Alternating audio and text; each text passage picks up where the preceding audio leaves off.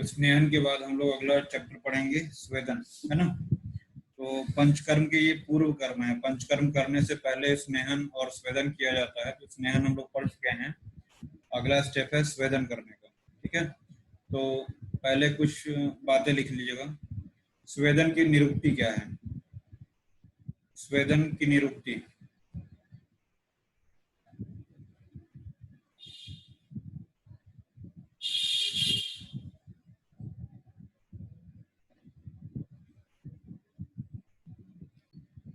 फिर लिखिएगा स्वेदन की परिभाषा।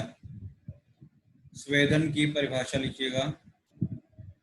स्तंभन गौरव शीतघ्नम, स्तंभन गौरव शीतघ्नम, स्तंभन गौरव शीतघ्नम, स्वेदनम स्वेदकारकम, स्वेदनम स्वेदकारकम।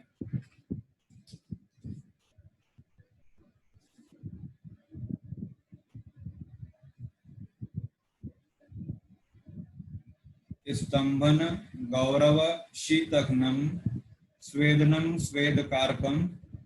लिखिएगा जो, रिपीट कर दीजिए। स्तंभन, स्तंभन गौरव शीतघ्नम,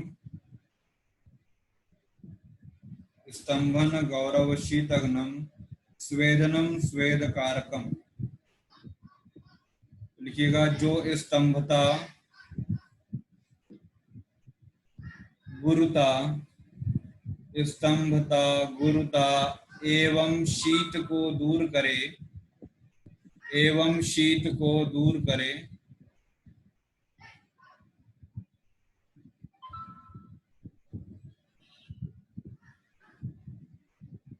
वह स्वेद उत्पन्न करे, वह स्वेद उत्पन्न करे। फिर से बोल रहा हूं, जो स्तंभन यानी स्तंभता, जो जकड़ाहट रहे, शरीर में जकड़ाहट रहे, गुरुता और शीत को दूर करे, वह स्वेद उत्पन्न करे, उसे स्वेदन कहते हैं। स्वेद मतलब पसीना उत्पन्न करे। एक छोटा सा एग्जांपल बता रहे हैं। पहला शब्द है स्तंभता को दूर करे। जाड़ों में जो पाइप होता है, रबड़ का पाइप जो हम लोग पानी के यूज करते हैं जनरली, कैसा हो जाता है? हार्ड हो जाता है बहुत। देखा है उसको? ठंड के टाइम में जो पाइप होता है बहुत हार्ड हो जाता है। तो क्या करते हैं हम लोग, थोड़ा सा उसको हीट करते हैं, गर्म करने पे क्या होता है, वो सॉफ्ट हो जाता है। तो उसमें जो अकड़ होती है, जो जकड़ाहट होती है, जो स्तंभन होता है, वो दूर हो जाता है। ठीक है, जो उसका भारीपन होता है, वो गुरुता जो होता है वो कम हो जाता है। साथ ही साथ शीत को दूर करता है, यानी कि जब किसी को उष्ण करेंगे तो शीतलता अपने आप कम हो जाएगी। तो ये सारे के सारे जो स्वेदन की परिभाषा में आ जाएगी। स्तंभन गौरव शीतघ्नम, स्वेदनम स्वेद कारकम। स्वेदनम से मतलब जो स्वेद उत्पन्न करे वो स्वेदन हुआ। ठीक है, ये 3 पॉइंट, स्तंभन, गौरव और शीत, इन तीनों को कम करेगा। ठीक है, तो लिखिएगा स्वेदन के गुण। स्वेदन के गुण,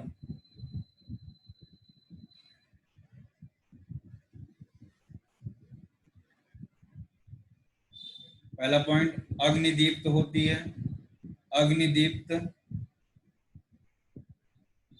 दूसरा पॉइंट शरीर मार्दव, शरीर मार्दव या मृदु, शरीर मार्दव या मृदु। तीसरा पॉइंट भक्त श्रद्धा। भक्त श्रद्धा का मतलब भोजन में रुचि उत्पन्न होगा। जब अग्निदीप्त होगा तो वैसे भी भोजन में रुचि उत्पन्न होगी। भक्त श्रद्धा, भक्त भोजन को बोलते हैं। त्वक प्रसादन, त्वक प्रसादन यानी कि स्किन के लिए अच्छा काम करता है। त्वक प्रसादन। अगला पॉइंट इंपॉर्टेंट है, स्रोतसाम निर्मलत्वम। स्रोतसाम निर्मलत्वम यानी स्रोतस में निर्मलता, यानी स्रोतस को क्लीन करेगा। स्रोतस का अगर ब्लॉकेज वगैरह है, चैनल को प्रॉपर करेगा, सफाई करेगा। निर्मलत्वम, स्रोतसाम निर्मलत्वम। नेक्स्ट पॉइंट हंति निद्रा, हंति निद्रा तंद्रा च, हंति निद्रा तंद्रा च, इसका मतलब क्या हुआ? निद्रा और तंद्रा को दूर करेगा। क्यों करेगा? कफ का शमन करेगा। और नींद आपने देखा, कफ बढ़ेगा तो नींद आती है। जब उष्ण आप देंगे, गर्मी देंगे तो कफ कम होगा, तो वैसे ही थकावट दूर होगी और निद्रा भी दूर होगी, है ना। तो हंति निद्रा स तंद्रा या हंति निद्रा तंद्रा च। लास्ट पॉइंट, चेष्टा रहित संधियों को चेष्टावान बनाता है। चेष्टा रहित संधियों को चेष्टावान बनाता है।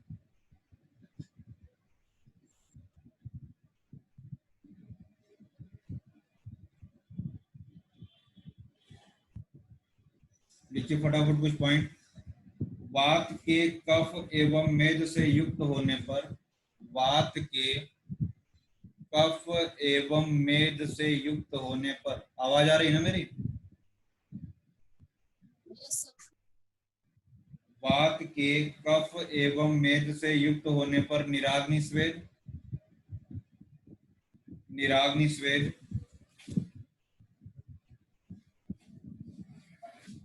अगला पॉइंट लिखिएगा,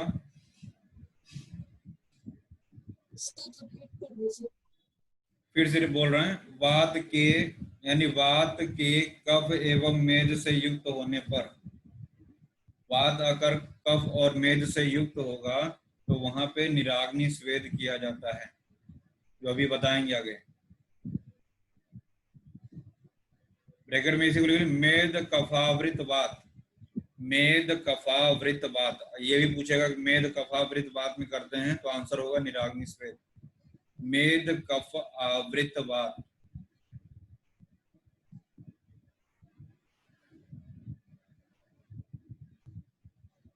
अगला पॉइंट लिखेगा, सुश्रुत वाग्भट शारंगधर, सुश्रुत वाग्भट शारंगधर स्वेद 4 प्रकार, सुश्रुत वाग्भट शारंगधर स्वेद 4 प्रकार।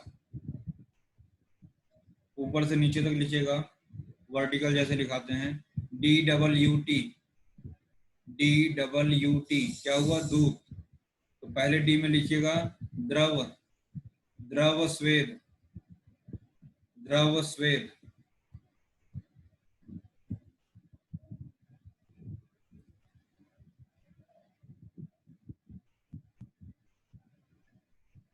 यू से लिखिएगा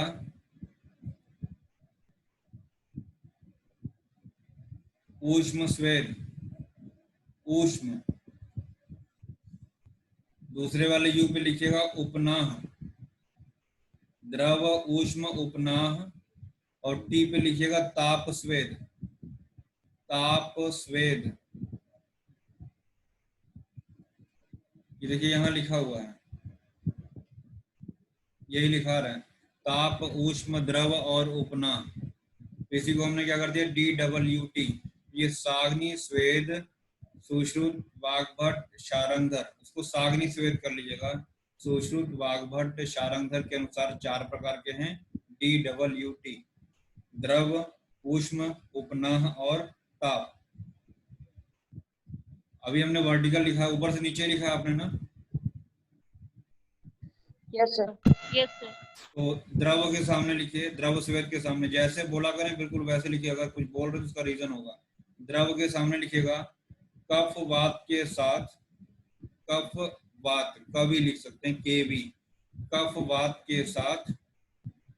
नई बच्ची को बता दूं, VIP बोलेंगे तो वात पित्त होगा, कवि बोलेंगे तो कफ वात होगा। तो कफ वात के साथ पित्त का संसर्ग होने पर द्रव स्वेद कराएंगे। दूसरा है ऊष्म,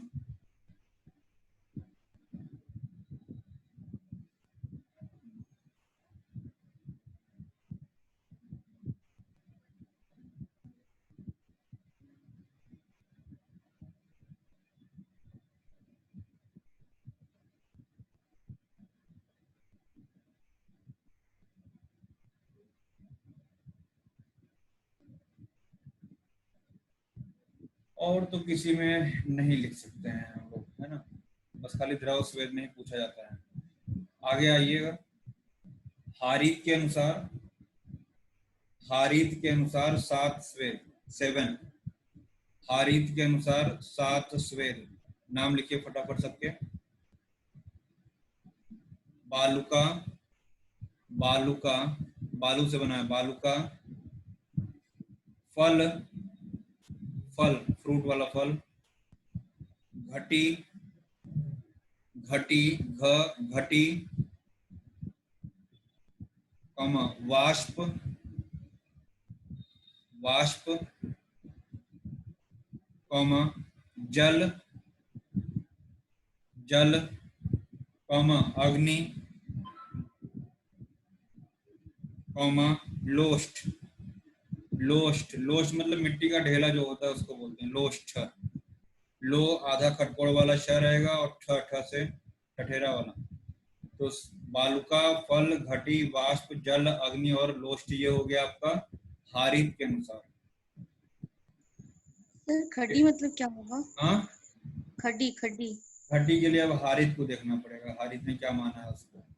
फिलहाल जितना है उतना लिखिए, कभी नहीं पूछा जाएगा आपसे। भेल के लिए लिखिए भेल 8, सबकी संख्या लिख डालिए फटाफट। भेल 8,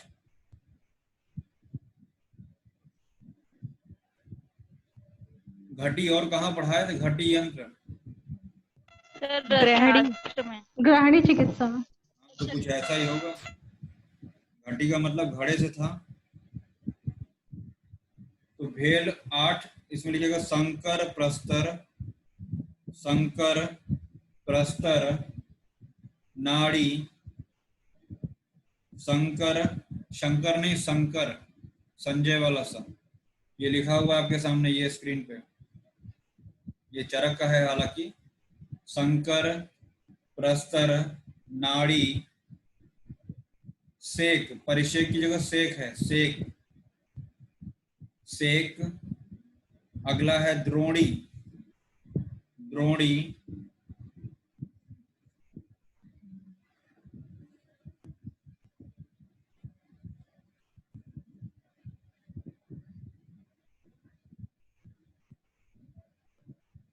जल, जल,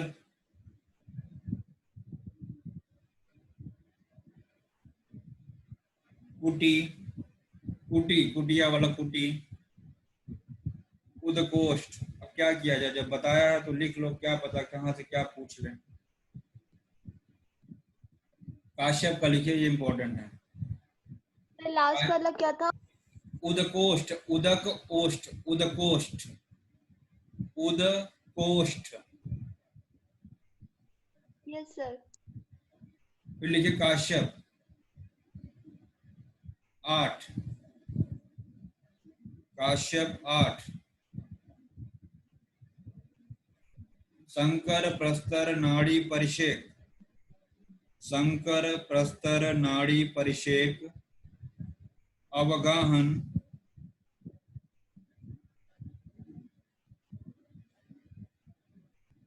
अवगाहन, उपनाह, उपनाह,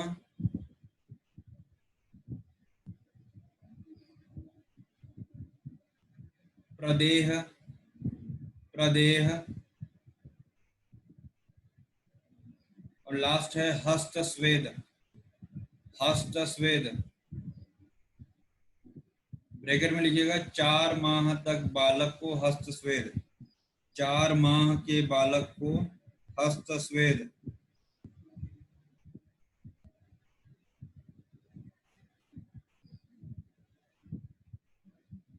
ठीक है, एक पॉइंट और लिख लीजिएगा, अष्टांग संग्रह के अनुसार। हाँ क्या हुआ? सर 4 माह तक के बालक को या 4 माह के बालक को? क्या क्या क्या? सर हस्तक्षेप आपने बताया 4 माह के। 4 माह तक बालक को, 4 माह तक। हस्तस्वेद को क्या होता है? दोनों हाथों को ऐसे रब करके जो स्वेदन करते हैं उसको हस्तस्वेद कहते हैं। Okay sir. एक पट स्वेद भी हमने लिखाया है आपको, मुझे याद है अच्छी तरीके से।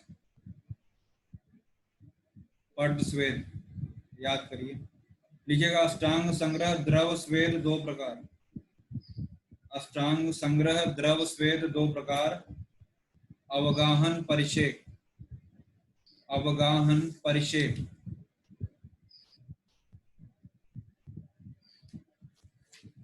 थोड़ा सा जो स्क्रीन पे दिख रहा है उसको देखिएगा, फिर इसके बाद बुक में आते हैं हम लोग।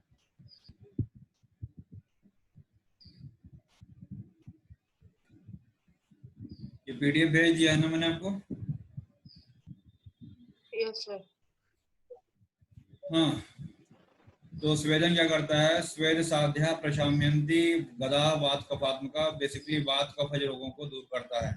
तो स्वेदन के भेद की अगर बात करते हैं तो अगर रोग बलवान है तो महान स्वेदन करेंगे, मध्यम रोग है तो मध्यम स्वेदन करेंगे, और रोग अल्प है तो दुर्बल स्वेद करेंगे। यानी स्वेदन क्या, यहाँ पे अमाउंट की बात करें, कितनी मात्रा में स्वेदन करना है, तो रोग पे डिपेंडेंट हो गया। अगला है स्निग्ध स्वेद, कहाँ करेंगे? वातज रोगों में। अगर रोग वातज है तो वहां पे स्नेहन के साथ में स्वेदन करेंगे। कफज रोगों में क्या करेंगे? रुक्ष स्वेद करेंगे, यानी रुक्षता ज्यादा, स्नेहन नहीं करेंगे वहां पे, क्योंकि स्नेहन करेंगे तो और कफज रोग और बढ़ेगा। तो कफज रोगों में रुक्ष स्वेद हो गया। और स्निग्ध रुक्ष स्वेद कहाँ करेंगे? कवि के लिए, है ना? तो कवि के लिए स्निग्ध रुक्ष दोनों स्वेद हो गया। फिर उसके बाद है आमाशय में कुपित वात। हमने आपको कल बताया था कि पहले स्थान की चिकित्सा करेंगे, तो आमाशय जो होता है कफ की चिकित्सा होती है। तो कफ की चिकित्सा कैसा होता है? रुक्ष, या है ना यहाँ पे कफज रोगों में रुक्ष, तो वैसे ही आमाशय जो है कफ का स्थान, तो उसकी रुक्ष चिकित्सा करेंगे।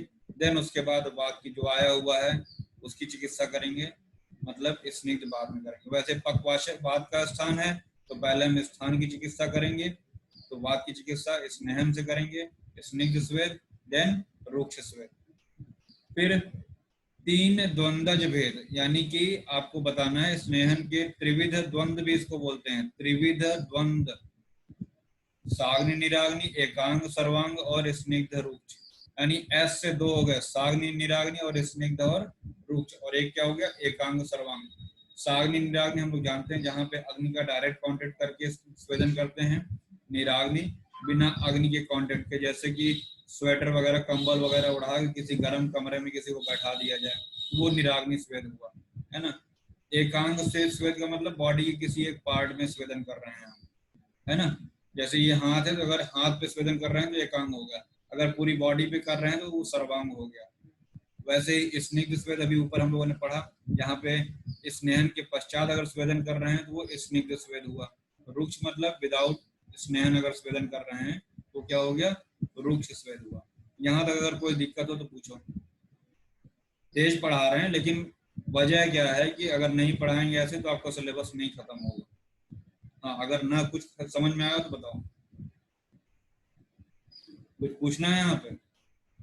जितना हम कर रहे हैं उतना आपको डबल मेहनत करना पड़ेगा। जब क्लास के बाद जब तक रिवाइज नहीं करोगे नहीं समझ में आएगा। हाँ पूछो, क्या पूछ रहे हो?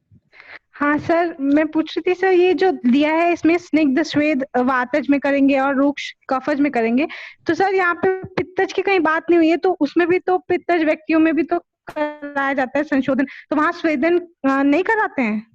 कहीं आपको दिख रहा है? पूर्व कर्म में कहीं पे यहाँ पे दिख रहा है? नहीं सर, नहीं दिख रहा है। नहीं कराते हैं। जब भी विरेचन कराएंगे तो क्या वहाँ पे स्नेह स्वेदन नहीं कराएंगे? बिल्कुल कराते हैं। लेकिन कहीं पे यहाँ पे जिक्र नहीं किया गया है अभी तक। यहाँ पे वात और कफ को ही रेफरेंस देते हुए, इवन आपके बुक में भी बहुत रेयर ही पित्त। अभी देखेंगे वहाँ पे स्वेदन के अयोग्य में, तो आपका आंसर क्लियर हो जाएगा। अभी आगे आ रहा है स्वेदन के अयोग्य कौन है, तो वहाँ पे आपको आंसर मिल जाएगा। फिर देखते हैं कि बॉडी के किस पार्ट में कैसा स्वेदन करते हैं। बॉडी के किस पार्ट में कैसा स्वेदन करते हैं। कल एक बच्चे ने क्वेश्चन पूछा था मात्रा के आधार पे, क्या क्वेश्चन था? रिपीट करो फटाफट। किसी ने क्वेश्चन पूछा था ना कल, ये स्नेहन में तो ऐसे है, स्वेदन में भी क्या ऐसे बताया गया कि इतनी देर तक करेंगे, इतने दिन तक करेंगे, कुछ ऐसा पूछा गया था।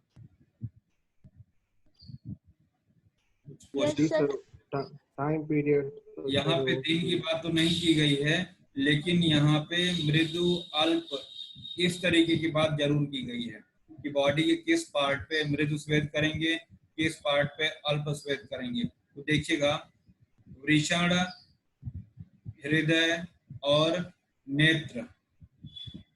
अगर हम नेत्र को दृष्टि कर दें, अगर नेत्र को हम दृष्टि कर दें, यानी वृषण, हृदय और दृष्टि, तो तीनों में री बन रहा है कि नहीं? वृषण में भी बन रहा है, हृदय में भी और दृष्टि में भी बना, तीनों में री, याद करने के लिए बता रहे हैं। तो इन तीनों में कैसा है? मृदु स्वेद। पहली बात तो स्वेदन निषेध है, वृषण यानी टेस्टिस में, कार्डियक रीजन में और नेत्र पे स्वेदन नहीं करना है, बट अगर कभी आवश्यकता हो तो मृदु स्वेद कराएंगे। आचार्य वाग्भट ने मृदु के स्थान पे स्वल्प स्वेद शब्द प्रयोग किया है। वाग्भट ने मृदु के स्थान पे स्वल्प स्वेद शब्द प्रयोग किया है। ये वृषण, हृदय और दृष्टि मृदु स्वेद या स्वल्प स्वेद। वंक्षण की बात करें, वंक्षण का मतलब क्या होता है?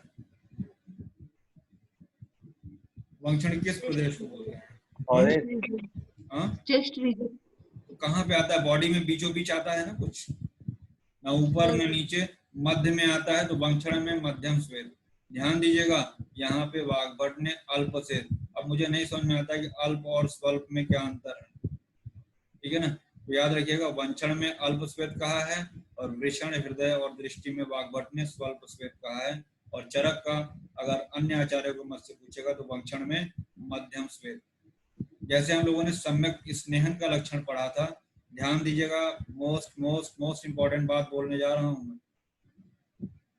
आपको एक बड़ा सा चार्ट ऐसा बनाना है पूरे पंचकर्म का। जब हम सारा का सारा पढ़ा लेंगे तब नहीं, अभी से बनाने स्टार्ट कर दीजिए। चाहे वो बड़ा सा एक चार्ट ले लीजिए, जहां आपका स्टडी रूम है वहां पे लगा लीजिए। चार्ट क्या रहेगा? पंचकर्म। जैसे आपने लिखा, एक कॉलम रहेगा योग्य, दूसरा रहेगा अयोग्य, तीसरा रहेगा सम्यक योग के लक्षण, अति योग के लक्षण और अयोग के लक्षण। समझ में आई बात हमारी? क्लियर हुआ हम क्या कह रहे हैं? योग्य और अयोग्य, जैसे स्नेहन के योग्य कौन होगा, स्नेहन के अयोग्य कौन होगा। अति स्नेहन के लक्षण, अस्निग्ध के लक्षण और अति स्निग्ध के लक्षण, वो सारा का सारा आप एक जगह। वैसे ही स्वेदन का, वैसे ही आगे वमन पढ़ेंगे, वैसे ही विरेचन का, वैसे ही बस्ती का, वैसे ही नस्य का। तो जब तक आप चार्ट फॉर्म में उसको नहीं बनाएंगे तब तक क्लियर नहीं होगा। बार बार इधर का पढ़ोगे, पीछे वाला भूल जाओगे। तो जब एक साथ आपके सामने स्क्रीन पे रहेगा सारा का सारा, तो आपको रिवाइज करने में भी आसान रहेगा और कंफ्यूजन नहीं होगा।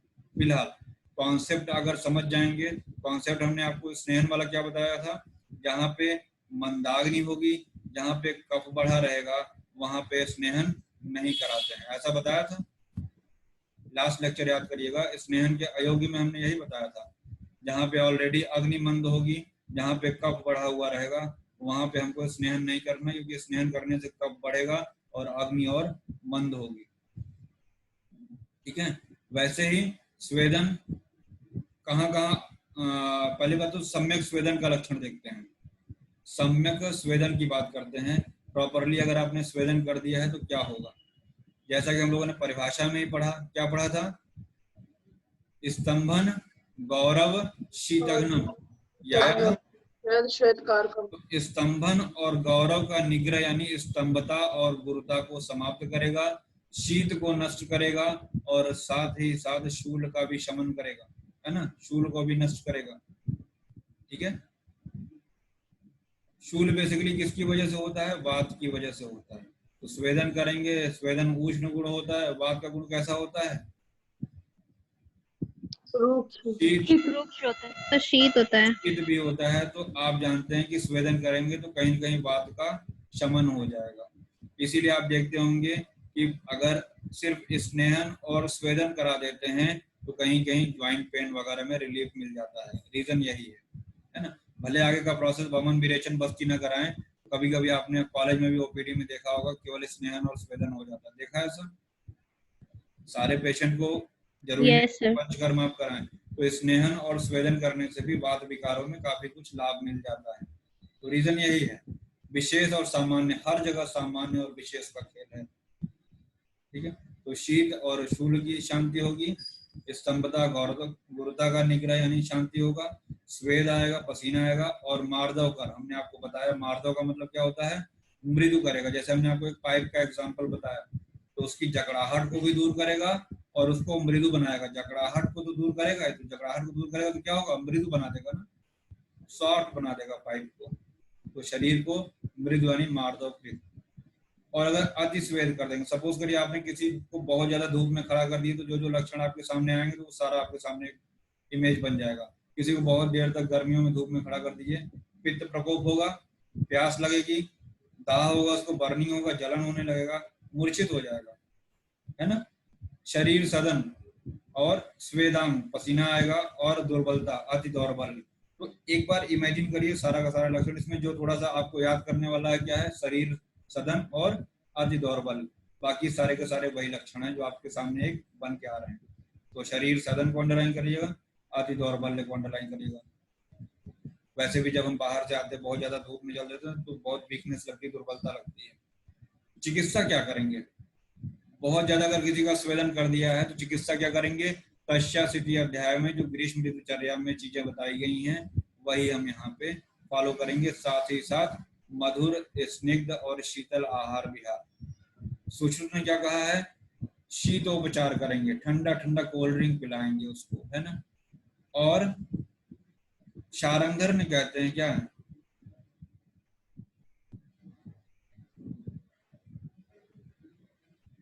ये यहां से इसको लेंगे, रुक जाओ, इसको एक साथ लीजिए। शीतोपचार करेंगे सुश्रुत और शारंगधर के अनुसार। विसर्प के समान चिकित्सा करेंगे काश्यप, आचार्य काश्यप के अनुसार, है ना। विसर्प रोग के समान चिकित्सा करेंगे काश्यप के अनुसार। और स्तंभन की चिकित्सा करेंगे वाग्भट के अनुसार। स्तंभन का उल्टा होता है क्या जानते हैं क्या, सर लघुता, माधवता। नहीं नहीं, लिसन लिसन थोड़ा सा, अरे सुनो, बोलने दो।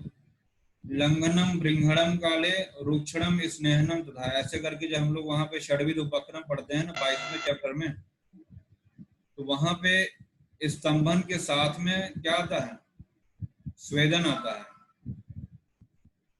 स्तंभन के साथ में श्लोक देखिएगा, वहां पे स्वेदन और स्तंभन यानी कि दोनों एक दूसरे के रिवर्स हैं, ठीक है ना। तो बहुत अधिक अगर आपने स्वेदन करा दिया है तो उसकी चिकित्सा क्या करेंगे, स्तंभन करेंगे। बता दे रहे हैं श्लोक आपको, हम कहाँ से बोल रहे हैं। आप सोच रहे हो सर जी क्या क्या बोल जाते हैं जल्दी जल्दी।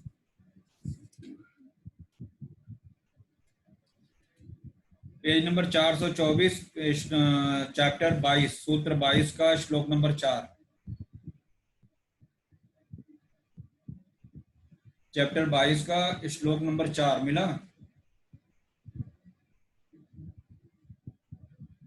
Yes sir.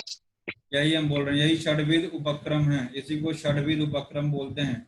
लंघनम बृंघणम काले रुक्षणम स्नेहनम।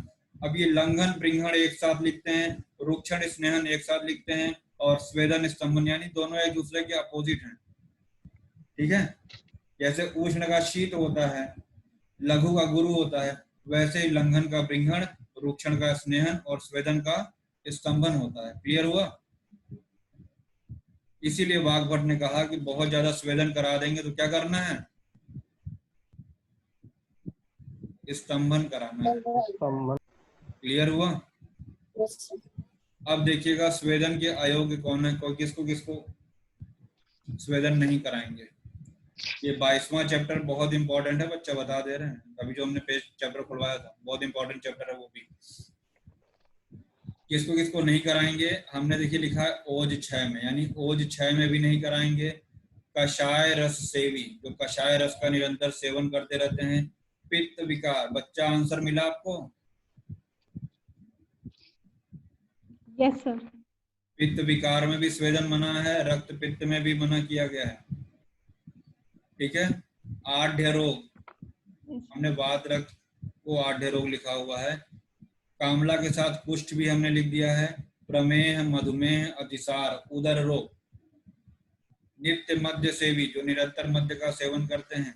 साथ ही साथ क्षार, अग्निदग्ध, गुदपाक, गुदभ्रंश, ये सब आपको याद करना पड़ेगा। गर्भिणी, विषार्थ, जिसने विष का सेवन किया हो। नष्ट संज्ञा, है ना। फिर यहीं पे हमने लिखा है जिसकी संज्ञा नष्ट हो गई हो उसको जो है विरेचन स्वेदन नहीं कराना है, लेकिन संन्यास रोग में मद मूर्छा संन्यास, अभी यही सूत्र स्थान में हम लोग पढ़ेंगे, तो संन्यास में मृदु स्वेदन का विधान है। संन्यास में मृदु स्वेदन करा सकते हैं। तो नष्ट संज्ञा जहाँ पे अनकॉन्शियस हो गया है ना, तो संन्यास भी लगभग वो संन्यास बाबा जी वाला संन्यास नहीं है। मद मूर्छा संन्यास ये अलग चीज है, मानसिक व्याधि है, जिसको हम लोग सूत्र स्थान में पढ़ेंगे। इस संन्यास का बाबा जी वाले संन्यास से कोई लेना देना नहीं है। तो नष्ट संज्ञा, अनकॉन्शियसनेस, इसमें स्वेदन नहीं कराएंगे, लेकिन संन्यास में मृदु स्वेदन का विधान है। साथ ही साथ नेत्र रोग तिमिर में भी स्वेदन नहीं कराएंगे। सुश्रुत पांडु में स्वेद निषेध, वाग्भट ने ऋतुमती में, और चरक के अनुसार गर्भिणी में, है ना। तो इनके अनुसार कामला आया है लेकिन पांडु नहीं आया है। सुश्रुत ने पांडु में भी स्वेदन निषेध किया है, ध्यान दीजिएगा। तो आपको ये सारी की सारी चीजें एक बार पढ़ना पड़ेगा भाई, जब तक अपने से नहीं पढ़ोगे नहीं समझ में आएगा। पंचकर्म इतना आसान भी नहीं है और इतना कठिन भी नहीं है, डिपेंड करता है आप कितना टाइम दे रहे हो उसमें। सर संन्यास का मतलब क्या बताएंगे? हाँ, संन्यास का मतलब क्या बोल रहे हो बच्चा? सर संन्यास जो आप बोल रहे हैं अभी, तो यहाँ दिया हुआ है संन्यास में मृदु स्वेद का विधान है। संन्यास में मृदु स्वेद का विधान, हाँ, तो सर ये संन्यास क्या है? संन्यास अभी बता दें। मद मूर्छा संन्यास, यही चैप्टर है आपका सूत्र स्थान में, बता रहे हैं।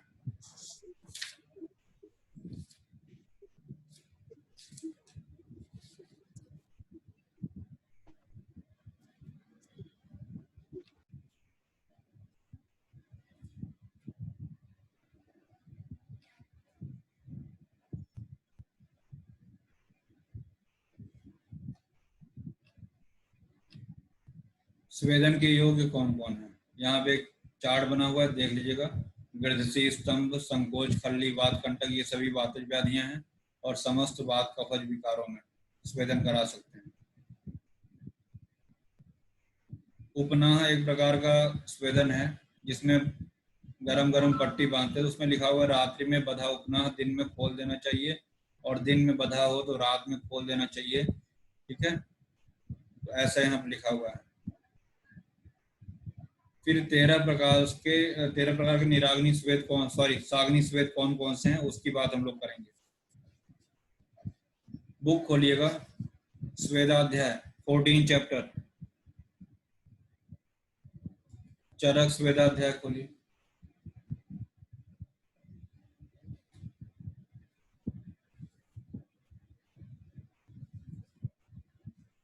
पहला श्लोक देखिएगा, मिला? चैप्टर मिल गया? Yes sir. पहले श्लोक में लास्ट वर्ड देखिए, वात कफात्मका, अंडरलाइन करिए उसको, यानी स्वेदन जो है विशेष रूप से वात कफज व्याधियों के लिए है, तो वात कफात्मका को अंडरलाइन करिए। विमर्श की सेकंड पैराग्राफ, सुश्रुत प्रबल वात कफ के साथ अल्प मात्रा में यदि पित्त का संबंध हो तो द्रव स्वेद करने का आदेश है। हमने आपको लिखा दिया है कि कफ वात के साथ में पित्त का संसर्ग होने पर द्रव स्वेद, स्टार्टिंग में ही लिखाया था।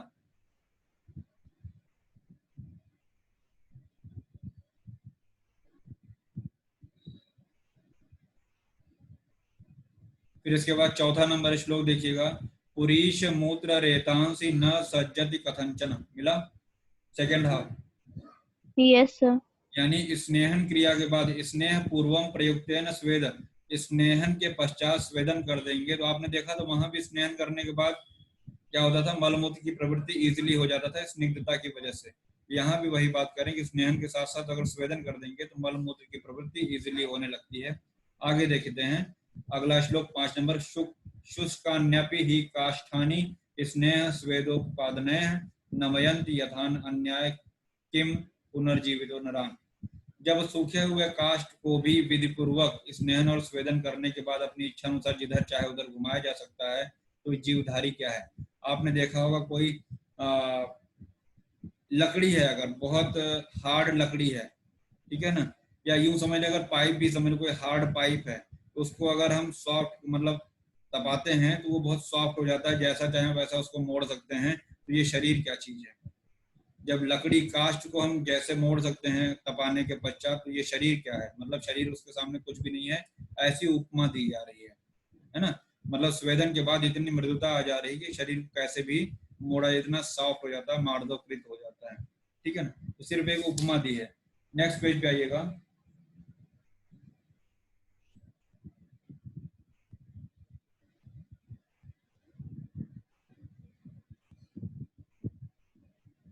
स्वेदन करते समय 6 नंबर श्लोक पे देखिए हमको किन किन चीजों का ध्यान रखना पड़ेगा। रोग कैसा है, ऋतु कैसी है, रोगी का बल कैसा है, इन 3 चीजों पे विचार करना है। पता चला कि ग्रीष्म ऋतु है तो वहां पे भी हमको देखना पड़ेगा कि बहुत ज्यादा स्वेदन न किया जाए, है ना। ग्रीष्म ऋतु में वैसे ही गर्मी रहता है, तो वहां भी हमको ऋतु का, रोगी का बल और रोग का बल, है ना, वहां पे भी हमने आपको लिखा है प्रबल, मध्यम, और तो इस तरीके से वहां पे आपको देखना पड़ेगा। फिर अगला देखिएगा, स्वेद के 3 प्रकार, महान, मध्यम और दुर्बल, श्लोक नंबर 7। श्लोक नंबर 7 मिला? Yes sir. साधव शीते शरीरे च महान स्वेदो, जैसी व्याधि होगा वैसा स्वेदन बता चुके हैं अभी हम आपको। फिर स्वेद के 2 भेद, स्निग्ध और रुक्ष, ये भी हम आपको बता चुके हैं। वात कफजन्य रोगों में कैसा करेंगे, स्निग्ध रुक्ष। वातजन्य विकार में स्निग्ध और कफजन्य विकार में रुक्ष करेंगे, श्लोक नंबर 8, ये भी हम आपको बता चुके हैं। बुक इसलिए मार्क करा रहे हैं, आपको कॉन्फिडेंस रहेगा कि हमने बुक पढ़ लिया। और पीजी प्रिपरेशन में ये बड़ा एक दिमाग में फितूर रहता है कि हमने किताब नहीं पढ़ी है, और जिस दिन आपका बुक चैप्टर कंप्लीट हो जाता है, तो एक चैप्टर जैसे कवर हो जाता है, हाँ हमारा ये कोर्स खत्म हो रहा है, तो एक कॉन्फिडेंस आता है उससे। लेकिन उसके साथ साथ आपको अपने से भी पढ़ना पड़ेगा। अगला देखिएगा, आमाशय गते वाते कफे पक्वाशय आश्रिते। हिंदी देखिएगा, आमाशय उसी के ऊपर लिख लीजिएगा केन, आमाशय के ऊपर लिख लीजिएगा केन। आमाशय में यदि वायु कुपित है तो वहीं लिख लीजिएगा जो हमने आपको बताया था, पहले स्थान की चिकित्सा, पहले स्थान की चिकित्सा, फिर आए हुए दोष की चिकित्सा, पहले स्थान की चिकित्सा फिर आए हुए दोष की चिकित्सा। हो गया। आमाशय स्थान किसका है, कफ का हमने बता दिया। तो कफ की चिकित्सा पहले क्या करेंगे, रुक्षता से। रुक्ष। आमाशय में यदि वात पहले आया हो तो पहले रुक्ष, सुनने में लगता है ना कि वात आया है तो काहे रुक्ष कर रहे हो, तो और बढ़ा देगा, नहीं, यहीं पे यही समझना है। क्या आमाशय में वायु है तो रुक्ष, तो यही कंफ्यूजन हो सकता है, ये तो वायु को और बढ़ा देगा। तो हमने आपको बताया गया कि पहले स्थान की चिकित्सा करेंगे, पहले अपना घर सही करेंगे, फिर मेहमान की अवगत करेंगे, है ना। पहले अपने घर की सफाई करेंगे, तो आमाशय की चिकित्सा करेंगे स्नेहन से, देन जो वात आया हुआ है घूमता टहलता उसको रुक्ष देंगे। वैसे ही पक्वाशय के साथ वी लिख लीजिए, अगली लाइन में पक्वाशय आया होगा, वहां पे वी लिख लीजिए। तो वी की चिकित्सा क्या करेंगे, स्नेहन, और आया कौन है घूमता टहलता, कफ आया, तो उसकी चिकित्सा क्या हो जाएगी, रुक्ष, मतलब पहले स्थान की फिर गेस्ट की। जो हम आपको बता रहे हैं वही विमर्श में लिखा हुआ है, बताने की आवश्यकता नहीं है। आगे देखिएगा, श्लोक नंबर 10, मात्रा के अनुसार बॉडी पार्ट में बताया है। वृषण, हृदय और दृष्टि याद आ रहा है, वृषण, हृदय, दृष्टि, मृदु, मध्यम, वंक्षणों, वंक्षण पे कैसा रहेगा, मध्यम, वंक्षण प्रदेश में मध्यम स्वेद कराना चाहिए। इसके अतिरिक्त अंगों में रोगानुसार तथा आवश्यकता अनुसार स्वेदन कराना चाहिए। वहीं लिख लीजिएगा वृहद, वृहद, मृदु, व्री से वृषण, ह से हृदय, द से दृष्टि, चाहे वो हमने री वाला जो ट्रिक बताया उससे भी आप याद कर सकते हैं, उसमें मृदु रहेगा। वाग्भट का वंक्षण में अल्प रहेगा, वो भी लिख लीजिएगा।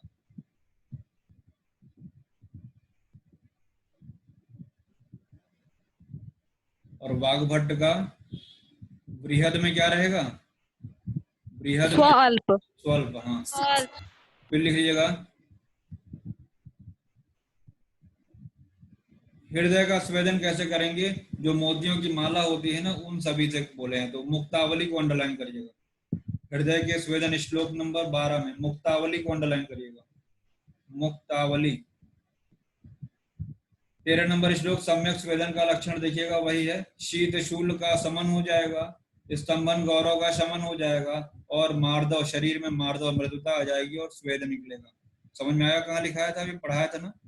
13 नंबर श्लोक बता चुके हैं। Yes sir. आगे बढ़े 14 नंबर श्लोक। पित्त प्रकोप मूर्छा च शरीर सदनम त्रिषा दाह स्वेद अंग दौर्बल्यम। क्या बताया था इसमें? इसमें स्वेदन नहीं कराएंगे, स्वेदन के अयोग्य, या इसको ये भी कह सकते हैं अतियोग, अतियोग भी कह सकते हैं। और वैसे इन सभी कंडीशन में स्वेदन नहीं भी कराएंगे। तो ये अति स्वेदन अगर आप करा देंगे तो पित्त प्रकोपित हो जाएगा, मूर्छा और शरीर सदन, तृष्णा, दाह, स्वेद, दौर्बल्य, पसीना आएगा बहुत ज्यादा और दुर्बलता हो जाएगी शरीर में। तो ये किसका लक्षण हो गया? अति स्वेदन या अति स्वेदन का लक्षण। अगर बहुत ज्यादा अगर स्वेदन कर दिया है तो। आगे बढ़ें। विमर्श में वाग्भट की सेकेंड लाइन देखिएगा। संधि पीड़ा ज्वर, सेकेंड लाइन में बीचों बीच आया होगा, संधि पीड़ा ज्वर। बहुत अधिक स्वेदन से ज्वर भी हो सकता है। लिख लीजिएगा काश्यप अति स्विन्न चिकित्सा। स्विन्न मतलब अति स्वेदन, अति स्विन्न का मतलब, स्विन्न का मतलब भी स्वेदन से होता है। स्विन्न, स्पिन नहीं, स्विन्न।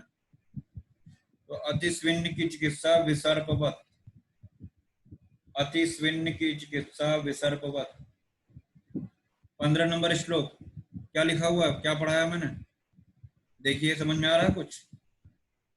ग्रीष्म ऋतुचर्या का वहां पे फॉलो करेंगे हम लोग। मिला? Yes sir. Yes, sir. और मधुर स्निग्ध शीतल। फिर देखिएगा विमर्श की 5वीं 6वीं लाइन देखिएगा। वाग्भट ने स्वेद के अतियोग होने पे क्या लिखा है? क्या लिखा है? स्तंभन। स्तंभन। मैंने आपको बता दिया है। फिर देखिएगा स्वेदन के अयोग्य, किनको किनको स्वेदन नहीं कराएंगे।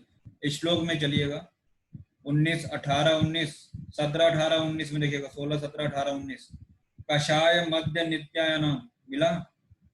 जो कषाय सेवन करते हैं, नित्य मद्य का सेवन करते हैं। गर्भिण्या, रक्त पित्त पीड़ित, पित्त व्याधि से पीड़ित, अतिसार से पीड़ित। मधुमेही नाम को अंडरलाइन करिए, मधुमेह में। नष्ट संज्ञा को अंडरलाइन करिएगा। स्थूला नाम, मोस्ट इंपॉर्टेंट, स्थूला नाम, स्थूल व्यक्तियों को भी मना किया गया है।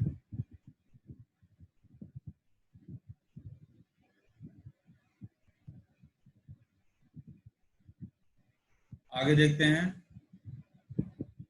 18 नंबर श्लोक का सेकंड हाफ का पहला शब्द कामला। कामला, उसी के साथ उदर लिखा हुआ है, कामला के साथ ही साथ उदर लिखा हुआ है। तो उदर रोग कामला, उदर रोग जहां हिंदी में लिखा हुआ है नीचे, वहीं से देखिएगा ऊपर पढ़िएगा। तो मधुमेह पूछा जा चुका है एग्जाम में। गुदभ्रंश पूछा जा चुका है। गुदभ्रंश मतलब रेक्टल प्रोलैप्स, इसमें भी क्वेश्चन आ चुका है। उदर रोग वाला क्वेश्चन आ चुका है। वात रक्त वाला क्वेश्चन पूछा जा चुका है कि किनमें स्वेदन नहीं कराते हैं। ठीक है, वहीं लिख लीजिएगा सुश्रुत। सुश्रुत परिस्रावी उदर में, परिस्रावी उदर में क्या बताया था? याद करिए उन दिनों की बात। कुछ याद आ रहा है? परी को स्वेदन, Yes. लिखो, भूल गए। सुश्रुत के अनुसार छिद्रोदर या परिस्रावी में स्वेदन कराते हैं।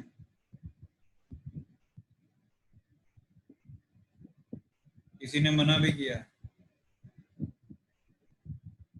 फिर लिख लीजिएगा पांडु में स्वेदन निषेध सुश्रुत। पांडु में स्वेदन निषेध सुश्रुत। फिर लिखिएगा वाग्भट सूतिका को स्वेदन निषेध।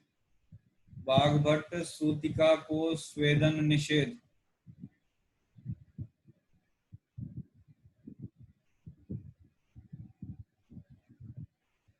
तो हमने बताया उदर रोग, कामला, गुदभ्रंश, मधुमेह, वात रक्त, इन सभी को अंडरलाइन कर लीजिएगा, इंपॉर्टेंट है। ठीक है, वैसे तो उदर रोग में मना है, लेकिन सुश्रुत ने छिद्रोदर में स्वेदन करने के लिए कहा है, इसीलिए हमने लिखाया। विमर्श की चौथी लाइन देखिएगा, क्षुधा तृष्णा कामला पांडु मेह यानी प्रमेय है ना, गर्भिणी पुष्पित, पुष्पित का मतलब होता है ऋतुमती, पुष्पित को लिख लीजिएगा ऋतुमती, जिससे याद रहे।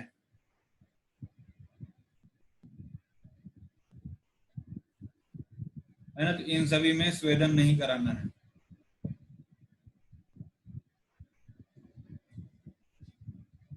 बिल्कुल नीचे देखिएगा इसी पेज पुरानी किताब में विमर्श जहाँ चल रहा है, प्रमेह में स्वेदन निषेध है, तो याद रखिएगा प्रमेह मधुमेह सब में। अभी हमने लिखा है संन्यास रोग में मृदु स्वेदन का विधान है, तो जहाँ पे विमर्श खत्म हो रहा है इस श्लोक का, देखिए सेकंड नीचे से सेकंड लाइन मिला, जहाँ 20 नंबर श्लोक शुरू हो रहा है, संन्यास रोग में मृदु स्वेदन का विधान है, अंडरलाइन करिएगा उसको।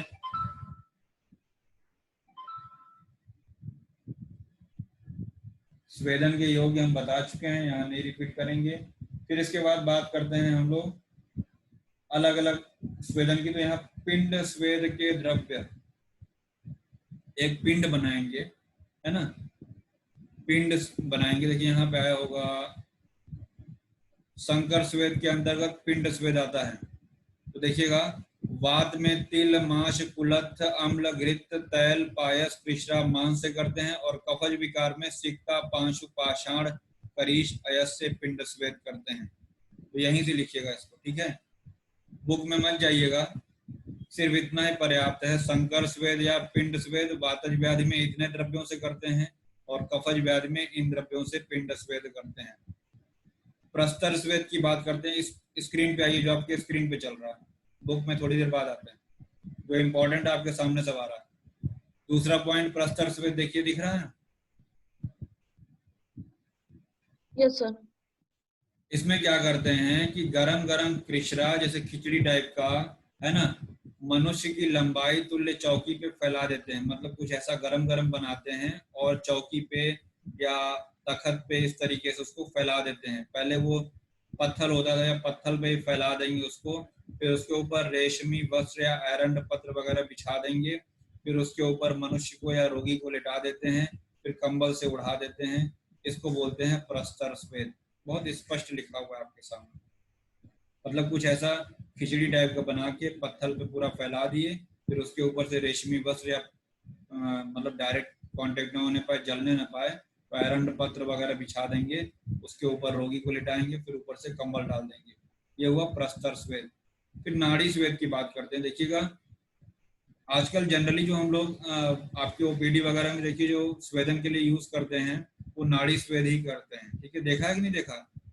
बहुत लोग करते क्या है कि प्रेशर कुकर रखा होता है बड़ा सा, और जहाँ से सीटी निकलता है, भाप निकलता है, वहां पे एक पाइप लगा देते हैं, है ना, और दूसरे सिरे से भाप निकलता है, उससे स्वेदन किया जाता है पकड़ के। देखा है ऐसा कुछ करते हुए? Yes, sir. नाड़ी स्वेद का उदाहरण है। अब यहाँ पे लिखा हुआ हाथी की सूंड की तरह उतार चढ़ाव, मतलब वो जो पाइप होता है बिल्कुल स्ट्रेट नहीं होना चाहिए, कई जगह से मुड़ा होना चाहिए, जैसे हाथी की सूंड मुड़ी होती है, जनरली एस शेप में मुड़ा होता है। क्यों ऐसा करते हैं? जिससे कि स्टीम है वो डायरेक्ट कांटेक्ट में ना आए और ज्यादा जलने न पाए, इसलिए ऐसा करते हैं, है ना, थोड़ा सा उसका जो वेग है स्टीम का वो कम हो जाए। उसकी लंबाई कितनी रखते हैं? एक व्याम या अर्ध व्याम, एक व्याम या अर्ध व्याम। इसका जो मूल भाग होता है वो 1/4 भाग, और अग्र भाग 1/8 भाग मोटा होता है। यानी यूं समझिए जो कुकर में लगाएंगे वो 1/4 भाग मोटा रहेगा, और जो आगे की तरफ जिससे निकलना है वो 1/8 भाग मोटा रहेगा, ठीक है। और जो टर्न रहेगा, जो कर्व रहेगा, वो 2/3 भाग पे रहेगा। जहां से उसको टेढ़ा करना है वो पूरी लंबाई के 2/3 भाग पे वो टेढ़ा होगा। श्लोक नंबर 29, 30, 31, 32, 33।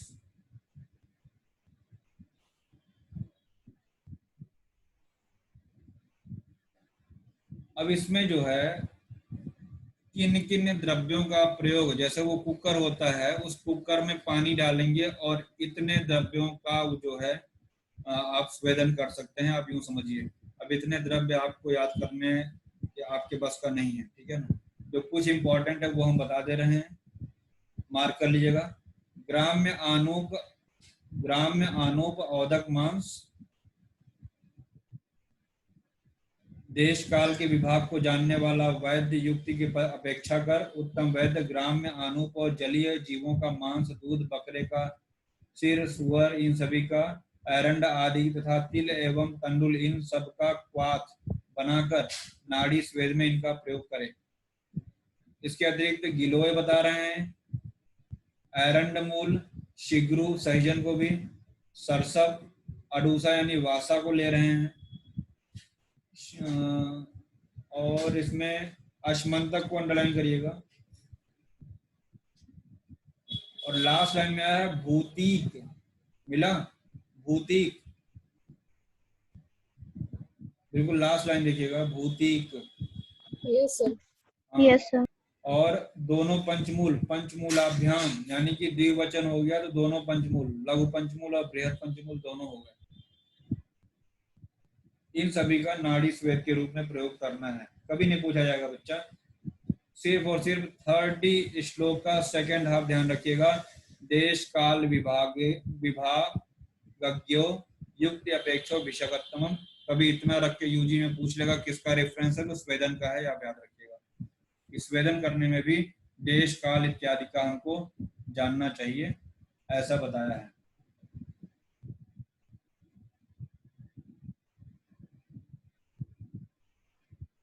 विमर्श की अगर बात करें तो 7-8 लाइन देखिएगा, छोड़ के लिखा हुआ है, क्रम से ग्राम्य आनूप से वात व्याधि में, वरुणामृत से कफ विकार में, भूतिक से वात कफ जन्य विकारों में प्रयोग किया जाता है।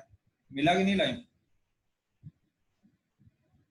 विमर्श की 7वीं-8वीं लाइन देखिएगा, क्रम से ग्राम्य आनूप से वात व्याधि, वरुणामृत से कफ विकार और भूतिक से वात कफ जन्य विकारों। हाँ सर मिला।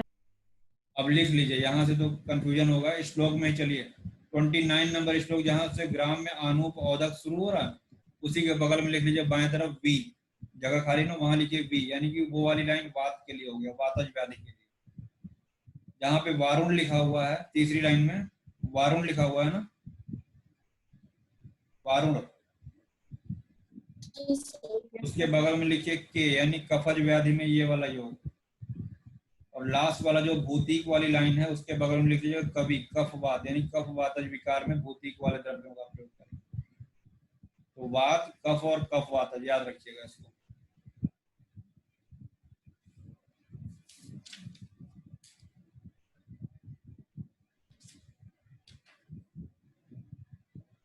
श्लोक नंबर आइए 43।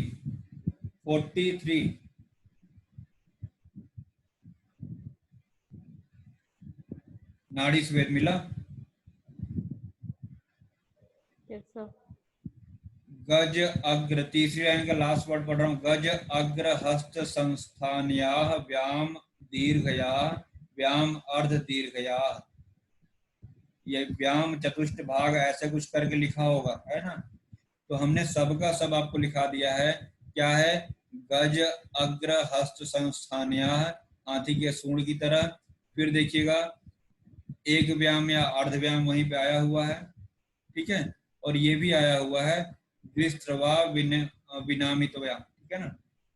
तीसरी लाइन में देखिएगा नीचे आया है, सब आपको वहीं पे मिलेगा, यानी 2/3 भाग में उसका कर्व होना चाहिए। और उसका मूल कितना होना चाहिए, अग्रभाग कितना होना चाहिए, आप यहाँ से हिंदी में सब याद रखिएगा।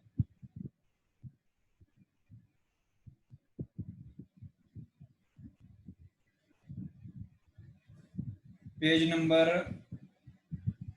293 पुरानी किताब में है, और श्लोक 44, 45 नंबर श्लोक का विमर्श इंपॉर्टेंट है। ये 45 श्लोक का विमर्श, जहाँ पे अवगाह स्वेद मिला, अवगाह स्वेद, यस सर। लगभग 10-11 लाइन छोड़ के देखिएगा, भाव प्रकाश लिखा होगा, भाव प्रकाश। सर 45 ना? हाँ बच्चा, नंबर नहीं पड़ा हुआ है उसमें, हाँ पड़ा हुआ है लेकिन हिंदी के बाद पड़ा हुआ है, श्लोक के बाद नंबर नहीं पड़ा हुआ है। अवगाह स्वेद, 45 में तो झेलताक है। अरे श्लोक भी ऊपर नीचे हो गया क्या? 45 में सर झेलताक शो हो रहा है। चलो एक छोड़ दिए हैं, उसके पहले आ जाओ। अच्छा 45, 44 के बाद होगा श्लोक छूटा हुआ है। यस क्वाथ हरोत कफा ऐसा कुछ करके नहीं है, क्वाथ क्षीर Yes, sir. जल, उसी का विमर्श की बात कर रहे हैं। अवगाह वेद मिला। Yes, yes sir. सर। यहाँ 45 नंबर यहाँ पड़ा हुआ, तो वहां कैसे 45 नंबर डाल दिया, मुझे नहीं समझ में आ रहा। वो 46 है, जो वाला 45 वो 46 करिए। तो ओके सर। जो जनताक वाला 45 लिखा है वो गलती से लिखा है, वो 46 है, और उसके हिंदी में 46 लिखा भी है। भाव 45 पे अवगाह स्वेद का विमर्श देखो, भाव प्रकाश